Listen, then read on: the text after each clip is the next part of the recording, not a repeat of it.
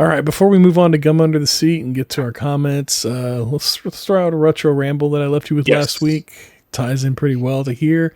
Who was your favorite wrestler from whatever period? That may happen to be. I'll go first. Hopefully we don't pick the same one. If we do, whatever. Mick Foley, Mankind, Cactus Jack, Dude Love, good old Saint Nick. Yeah. One of my all-time favorite wrestler throughout all of wrestling. Such a great guy, like such good heart, such a good man, and just puts on a performance like you would not believe. Whenever he did the Hell in the Cell match with The Undertaker back in like the late 90s, that's whenever I fell in love with WWF at the time. That match was crazy. I still go back every once in a while and I'll watch that match on YouTube because it is so good. And is that the one where he committed? Yeah, they're up on top of the cage, and he slams him through it all the way down to the mat. Golly.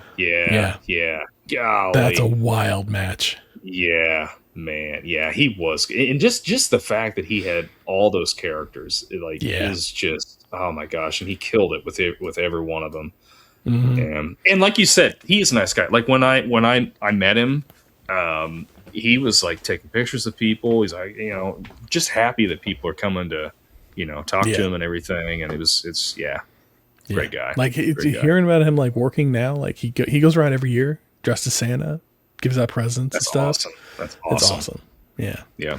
But like that. And like going back and watching like his old, like Japanese, wrestling where he was like on, rolling around on thumbtacks and barbed wire, lit on fire. Like, man, talk about your commitment.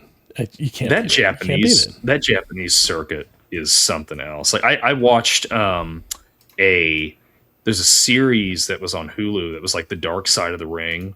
And have you seen that? And man, they get into pieces, some of those, like, oh my gosh, that the Japanese stuff is just looked wild. It was wild. Yeah. Well, who you got? Okay, well, actually, mine matches up with our loyal viewer, Matt Favazza, who made a comment on here. His favorite wrestler was Sting.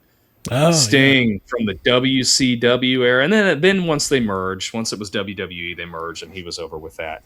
But man, I don't know what it was. Like, Sting would come. It was after, like, the New World Order and all that. Yeah. Were you into WCW at all? Yeah, well, a little bit. Yeah. Back in the early 2000s? Yeah, a little bit. Yeah, and that's like when Hogan they were starting to kind of like WCW bring them together. Yeah.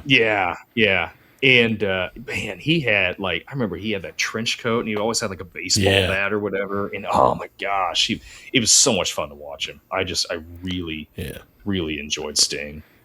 He was an intense guy, like Undertaker, like just very quiet and like intense for the show. It was great. Yeah. It's good. You ever go on? You got to go look up Stone Cold on like Instagram or something. He posts about like he's got like a ranch. I think in either in Texas or in New Mexico. I can't remember where exactly, but somewhere out there. And but he posts up pictures of him just on the ranch with his cats. Like he's got cats out on the ranch, like Poncho, and I can't remember the other one. And he'll just be sitting there like holding his cat, like talking about like whatever he's doing on the ranch that day. It's just great. That's awesome. That's awesome. Yeah. He had, I don't know if he still does it, and I've seen a couple episodes of it, but he had that podcast that was Broken Skulls, I think, or something. And he'd have different wrestlers on it. He had one on there. He may have had him several times on there, but one of them I remember watching was him and The Undertaker. And that was a good episode. Yeah. Yeah.